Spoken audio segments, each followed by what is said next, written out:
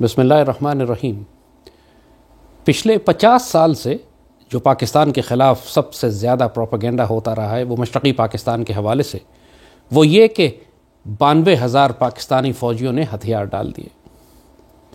حقیقت یہ ہے کہ مشرقی پاکستان میں اگر ہم کو عسکری شکست ہوئی ہے تو اس سے پہلے ہم کو پروپیگنڈے کی جنگ میں شکست ہوئی۔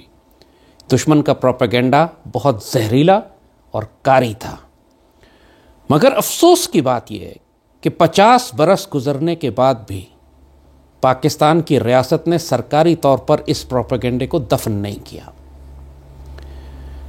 اس سال 2021 میں سانحہ مشرقی پاکستان کو 50 سال ہو جائیں گے اور 2 نسلیں گزر گئی ہیں۔ میں خود بڑا ہوا ہوں اسی جھوٹ کو سنتے ہوئے کہ 92,000 پاکستانی فوجیوں نے ہتھیار ڈال دیے تھے۔ آنے والی نسلوں کے لیے اب وقت ہے کہ ہم مکمل طور پر اس خرافات، اس جھوٹ، اس ڈس انفارمیشن، اس لائز، اس پروپیگنڈے کو دفن کر دیں۔ پاکستان کے اندر جو سیکولر اور لبرل بغیرت طبقہ ہے، جس کو اپنے آپ کو بڑے شوق سے یہ بغیرت بریگیڈ کہتے ہیں، یہ جان بوجھ کر بھارت کے اس بیانیے کو پچھلے 50 سال دہراتے رہے تاکہ پاک فوج کو ذلیل کیا جا سکے۔ جیسے یہ پروپیگنڈا آپ ہمیشہ سنتے آئے ہیں کہ فوج بجٹ کا 80% کھا جاتی ہے، یہ بھی پچھلے 50 سال سے ہم سن رہے ہیں، جبکہ حقیقت یہ ہے کہ فوج کے حصے میں پاکستان کے نیشنل بجٹ کا صرف 6 یا 7% آتا ہے۔ 7 یا 8% کو 80% بنانے کا کمال جو ہے، یہی وہ جھوٹ کا کمال تھا کہ جس نے مشرقی پاکستان میں پاکستان کی فوج کی تعداد کو 3-4 گنا بڑھا کر بیان کیا کہ جنہوں نے وہاں ہتھیار ڈالے تھے۔ آئیے اب دلیل کے ساتھ آپ کو یہ ثابت کرتے ہیں۔ مشرقی پاکستان میں پاکستان آرمی کی ایک کور تھی۔ ایک کور کی سربراہی ایک لیفٹیننٹ جنرل کرتا ہے، اور ایک کور میں 3 ڈویژن ہوتے ہیں، اور ایک ڈویژن میں 12,000 کی فوج ہوتی۔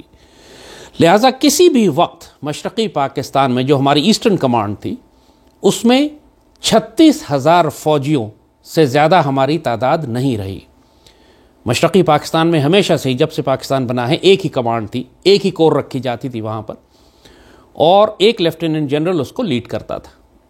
71 کی جنگ جب شروع ہوئی تو اس سے پہلے یہی صورتحال تھی کہ ہمارے پاس وہاں تقریباً 36,000 کے قریب فوجی تھے، اور چونکہ ڈھاکہ کا صرف ایک ایئر بیس تھا اور نیوی کی بہت چھوٹی سی گن بورڈ سی تھی خالی، تو نیوی اور ایئر فورس کے افراد کو بھی ملا لیں تو وہ 1,000-1,200 سے زیادہ نہیں بنتے تھے۔ لہٰذا مکمل تعداد پاکستان کی مسلح افواج کی مشرقی پاکستان میں 36-37 ہزار سے زیادہ نہیں تھی۔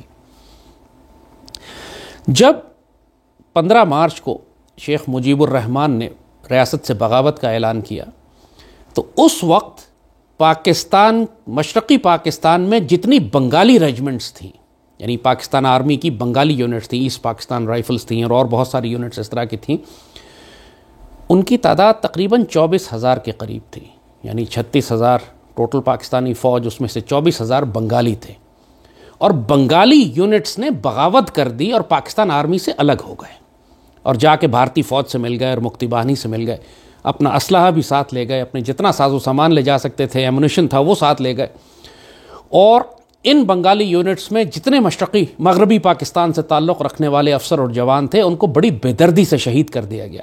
خود بہت ہی تکلیف دہ عمل ہے ہماری تاریخ کا یہ کہ پاکستان آرمی کی یونٹس میں بغاوت ہوئی، پاکستان آرمی کی یونٹس نے اپنے ہی افسروں اور جوانوں کو شہید کیا، ان کی فیملیز کو ذبح کیا، اور جو دردناک واقعات ہیں اس کے۔ تو آپ 15 مارچ کے بعد جب بغاوت ہوئی تو اس کے بعد ایکچولی پاکستان آرمی کی تعداد پورے مشرقی پاکستان میں 9 سے 12,000 کے قریب رہ گئی تھی خالی، صرف 9 سے 12,000 کے درمیان، جو ان کا تعلق مغربی پاکستان سے تھا، اور وہ بھی پورے مشرقی پاکستان میں بکھرے ہوئے تھے۔ اور یہ وہ وقت تھا کہ جب پوری بغاوت کا آغاز ہو چکا تھا۔ 5 لاکھ سے زائد بہاری پاکستانیوں اور پاکستان سے محبت کرنے والے پنجابیوں، پشتونوں، سندھیوں، بلوچستان، یعنی مغربی پاکستان سے تعلق رکھنے والے جتنے مسلمان تھے، ان سب کو ان 10-15 دنوں میں ذبح کر دیا گیا۔ پاکستان آرمی کی یونٹس چونکہ پورے مشرقی پاکستان میں پھیلی ہوئی تھیں، ان کے اندر بغاوت ہو چکی تھی، کسی کو نہیں معلوم تھا دوست کون ہے دشمن کون ہے، تو ان کو حکم تھا کہ یہ اپنے کنٹونمنٹس میں رہیں، گیرزنس میں رہیں۔ لہٰذا مشرقی پاکستان میں اس وقت اتنی انارکی تھی کہ کسی قسم کا کوئی لا اینڈ آرڈر قانون تھا ہی نہیں، اور اس میں پھر لاکھوں پاکستانی ذبح کیے گئے مکتی بانی کے ہاتھوں. قطب الدین عزیز کی مشہور کتاب ہے بلڈ اینڈ ٹیئرز، اگر آپ اس کو پڑھیں تو وہ ایک ایک بات انہوں نے ڈاکومنٹ کی ہے کہ کس طرح اس 10-15 دنوں میں پاکستان آرمی محصور ہو گئی تھی اپنے، کیونکہ چھوٹے چھوٹے گروپس تھے، کہیں 100 50 150 ایک کمپنی تھی، 2 کمپنیاں تھیں، ان کو محدود کر دیا گیا تھا اور انارکی تھی پورے مشرقی پاکستان میں. اس صورتحال پر قابو پانے کے لیے ایمرجنسی میں مغربی پاکستان سے 22,000 کے قریب، 22 سے 24,000 کے قریب، تقریباً 2 ڈویژن انفینٹری فوج بھیجی گئی، کیونکہ بھارت نے اوور فلائٹس بند کر دی تھی، بھارت کے اوپر سے طیارے نہیں جا سکتے تھے. لہٰذا یہ پی آئی اے کی کمرشل فلائٹس میں ان انفینٹری کے سپاہیوں کو جو صرف رائفلیں کیری کر سکتے تھے اپنے ساتھ، ان کو سری لنکا کے ذریعے، یہ پہلے یہ فلائٹ سری لنکا آتی ہے اور سری لنکا کے راستے ہو کے پھر یہ مشرقی پاکستان ڈھاکہ جاتے تھے، تو 24,000 فوج تقریباً بھیجی گئی دوبارہ ان بنگالی یونٹس کو کمپنسیٹ کرنے کے لیے جو باقی تقریباً 24,000 ہی تقریباً بغاوت کر کے الگ ہو چکے تھے. ایک مرتبہ جب یہ ری انفورسمنٹس، یہ کمک مغربی پاکستان سے پہنچی تو پھر ہماری تعداد دوبارہ بڑھ کر کوئی 35-36 ہزار کے قریب ہو گئی پاکستان آرمی کے مسلح. اور اس میں زیادہ تر جیسے کہا کہ انفینٹری کے تھے جو صرف اپنی رائفلیں لے کر آئے تھے، اور بھاری سامان ان کا بعد میں آنا تھا جو نہیں پہنچا. اور زیادہ تر بھاری ساز و سامان اور توپیں اور سامان جو تھا، جو ٹینک جو تھے، جو تھوڑا بہت ہمارے پاس تھا، وہ بنگالی یونٹس اپنے ساتھ لے گئی تھیں. اس زمانے میں آپ کو یاد ہوگا راشد منہاس والا واقعہ بھی ہوا تھا کہ وہ پورا ایئر کرافٹ بھی آئی، پاکستان ایئر فورس کا ایک جہاز لے کے انڈیا جا رہا تھا تو راشد منہاس نے اسے کریش کر دیا. تو یہی ہو رہا تھا جب بنگالی بغاوت کر رہی تھی بنگالی یونٹ، تو وہ اپنا اسلحہ بھی ساتھ لے کے جاتی تھی. تو کسی صورت میں بھی، یعنی مارچ کے آخر میں جب آپریشن سرچ لائٹ شروع ہوا، کہ جب مکتی بانی کے خلاف کارروائیاں شروع ہوئیں، چونکہ جب مغربی پاکستان سے کمک آ گئی تب آرمی نے اپنے کنٹونمنٹ سے نکل کر آپریشن شروع کیا، اور اگلے 8-9 مہینے تک مکتی بانی پر قابو پا لیا گیا تھا پورے مشرقی پاکستان میں. اور اس میں ہزاروں کی تعداد میں ہمارے افسر اور جوان شہید بھی ہو چکے تھے. یعنی اگر 36,000 میکسیمم تعداد تھی ہماری مارچ کے آخر میں مشرقی پاکستان کو ڈیفینڈ کرنے کے لیے، تو جنگ ختم ہوتے ہوتے جب بھارت نے حملہ کیا 22 نومبر کو اور 16 دسمبر کو فال ہوا، تو اس وقت تک 5-7 ہزار اور شہید ہو چکے تھے ہمارے افسر اور جوان. یعنی تعداد گھٹ کے تقریباً 31-32 ہزار کے قریب آ چکی تھی. 31-32 ہزار فوجیوں نے، وہ جو گھیرے میں آئے ہوئے تھے اپنے مرکز سے 1,000 میل دور، اور جن کو ابینڈن کر دیا گیا تھا اور ریسکیو کرنے کی کوئی اسٹریٹجی نہیں تھی، اور یہ سیاسی جماعتیں اس وقت فیصلہ کر چکی تھی کہ مشرقی پاکستان کو الگ کر دیا جائے گا، انہوں نے مجبوراً ہتھیار ڈالے. ان کی تعداد 32,000 کے قریب تھی. ان کے ساتھ ان کی فیملیز اور سویلینز اور بیٹ مین اور میڈیکل کور کے لوگ اور نرسیں اور ڈاکٹرز اور تھوڑا بہت پیراملٹری سٹاف اور وہ لوگ پولیس کے لوگ اور وہ لوگ جو ریلویز میں یا سرکاری اداروں میں کام کرتے تھے مغربی پاکستان سے تعلق رکھنے والے، سب کو بھی ملا رہے ہیں تو تعداد 40-45 ہزار سے زیادہ نہیں بنتی. فوج 32,000 کے قریب تھی، باقی 10-15 ہزار سویلینز تھے اور فیملیز تھی، ٹوٹل 40 یا 45 ہزار. مگر چونکہ اس وقت سرنڈر ہو چکا تھا اور کوئی ریکارڈ، جتنا ریکارڈ پاکستان آرمی یا حکومت پاکستان کا تھا وہ بھارت کے قبضے میں چلا گیا تھا، اور مغربی پاکستان میں کسی کو پرواہ نہیں تھی کہ مشرقی پاکستان میں کیا ہو رہا ہے، کسی کو دلچسپی نہیں تھی. بھٹو کی حکومت آ چکی تھی اور وہ صرف اپنے آپ کو مضبوط کرنے کے پروسیس میں تھا، اور اس کا مقصد تھا فوج کو ذلیل کرنا.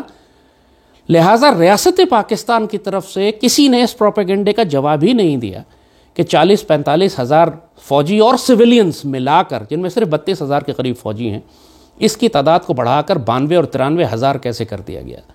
یعنی دگنا اور تگنی تعداد کیسے فوج کی بڑھا دی گئی، 32 ہزار فوج کو 93 ہزار فوج کر دیا گیا. اور یہ جھوٹ پھر نسل در نسل چلتا رہا. جیسے کہا، یعنی جس طرح 80% بجٹ کھانے والا جھوٹ ہے، اسی طرح 93 ہزار ہتھیار ڈالنے والا بھی جھوٹ ہے، اور نسل در نسل گزر گئی کہ اس جھوٹ کو کسی نے ڈیفینڈ نہیں کیا. زیادہ افسوس اور حیرانی مجھے ISPR پہ ہوتی، کیونکہ اس کا ادارہ فوج کا بنا ہوا ہے، اس کا کام ہے یہ فوج کی عزت کی حفاظت کرنا. ISPR نے کیوں نہیں ڈیفینڈ کیا اس کو؟ سٹیسٹکس، فیکٹس اینڈ فگرز کے ساتھ کیوں نہیں ثابت کیا کہ ہمارے پاس صرف 3 ڈویژن فوج تھی، جس میں سے 2 ڈویژن بغاوت کر کے الگ ہو گئی، اور مزید 2 ڈویژن مغربی پاکستان سے آئے، اور پھر 3 ڈویژن ہو گئے تھے، وہ بھی انڈر سائز تھے. اس کے بعد تو پھر یہ 92,000 جنگی قیدی کہاں سے بن گئے؟ اور چونکہ بھٹو کو سوٹ کرتا تھا فوج کو ذلیل کیا جائے، اس کا مقصد ہی تھا فوج کو ذلیل کرنا، تو لہٰذا اس نے بھی اس لبرل اور سیکولر اور سوشلسٹ پروپیگنڈے کو خوب پھیلایا کہ پاک فوج جو ہے وہ قوم میں رسوا ہو، ذلیل ہو. دشمن کے پروپیگنڈے، دشمن کے نیریٹو کو خود پاکستان کی ریاست اور حکومت پروموٹ کرتی رہی تاکہ پاک فوج کو ذلیل کیا جا سکے. اب آپ کو حقیقت بتا دی گئی ہے. اب چونکہ 50 سال کے بعد سارے ڈاکومنٹس اور ریکارڈ اب سامنے آ چکے ہیں، اور اب خود دشمنوں نے، یہ بات اپنے منہ سے کھل کر کہی ہے کہ ہاں ہم جھوٹ بولتے رہے تھے. کوئی پاکستان آرمی 92,000 نہیں تھی, یہ 30-40,000 35,000 کی فوج تھی مشکل بمشکل, اور 1000 مرکز سے دور, 1000 میل دور گھیرے میں. جنرل مانک شاہ جو خود انڈین آرمی کا کمانڈر ان چیف تھا, اس نے اکنالج کیا ہے کہ پاکستان آرمی اس بے جگری اور جانثاری سے لڑی کہ بھارتی فوج کو حیران کر دیا اس نے, مگر ان کے پاس کوئی چانس نہیں تھا, کیونکہ بعض محاذ ایسے تھے جہاں پہ 1 اور 50 کا فرق تھا. ایک پاکستانی فوجی کے مقابلے میں 50 دشمن کے فوجی تھے. جب یہ ریشو ہو فضائیہ کا, نیوی کا, ہماری 2 گن بوٹس تھیں, دشمن کے پاس ایئر کرافٹ کیریئرز تھے, ہمارے 32,000 فوجی تھے, دشمن کے پاس 4 لاکھ 5 لاکھ فوجی تھے, مکتی باہنی کے لاکھ گوریلا تھے. جب یہ صورتحال ہو تو اس صورتحال میں آپ, اور پھر دشمنوں کی سیاسی مقصد یہ ہو کہ پاک فوج کو ذلیل کیا جائے, انہوں نے 30 لاکھ عورتوں کو ریپ کر دیا, 10 لاکھ آدمیوں کو 50 لاکھ کو قتل کر دیا, اور 92,000 نے ہتھیار ڈال دیے. یہ سارے وہ خرافات اور جھوٹ ہیں کہ جو مسلسل بھارتی ریاست بھی بولتی رہی, پاکستان کا لبرل سیکولر بغیرت طبقہ بولتا رہا, اور افسوس کی بات کہ پاکستان آرمی نے دلائل کی بنیاد پر, فیکٹس کی بنیاد پر اپنے آپ کو ڈیفینڈ نہیں کیا.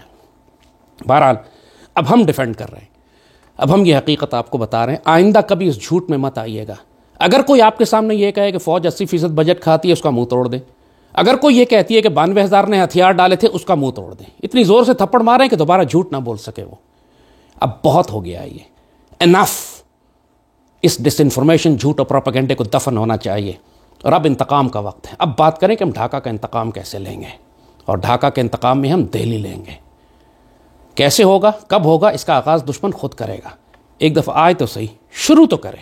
بے شک ہم نقصان اٹھائیں شروع میں, جو وسائل ہوں ہمارے, اس سے فرق نہیں پڑتا, لیکن بحیثیت ایک پاکستانی, ہر پاکستانی پر واجب ہے کہ یہ قسم کھائے کہ جب تک ہم ڈھاکہ کا انتقام نہیں لیں گے, جب تک ہم 47 کا انتقام نہیں لیں گے, جب تک ہم مکتی باہنی کے ہاتھوں اپنے لاکھوں پاکستانیوں کے قربان ہونے اور ذبح ہونے کا انتقام نہیں لیں گے, اس وقت تک بھارت کے ساتھ ہم نہ کوئی امن کی بات کریں گے, نہ سکون سے رہیں گے, نہ ہماری زندگیوں کا کوئی مقصد پورا ہوگا.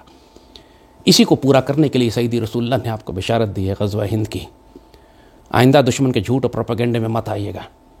پاکستان اور پاکستان آرمی کا دفاع کرنا آپ کا فرض ہے, کیونکہ اگر یہ فوج بیچ میں نہ ہوئی, پھر آپ کے ساتھ وہی ہوگا جو مکتی باہنی نے اور بھارتی فوج نے بنگال میں پاکستان سے پیار کرنے والوں کے ساتھ کیا تھا. جو قومیں اپنی تاریخ سے نہیں سیکھتی, ان کا جغرافیہ بھی بدلتا ہے اور ان کی عزتیں بھی تار تار کی جاتی ہیں. ایسی حماقت دوبارہ نہ کیجیے گا. اللہ پاکستان کا حامی و ناصر ہو, اور ہمیں توفیق دے کہ ہم ڈھاکہ کا انتقام لے سکیں. پاکستان زندہ باد.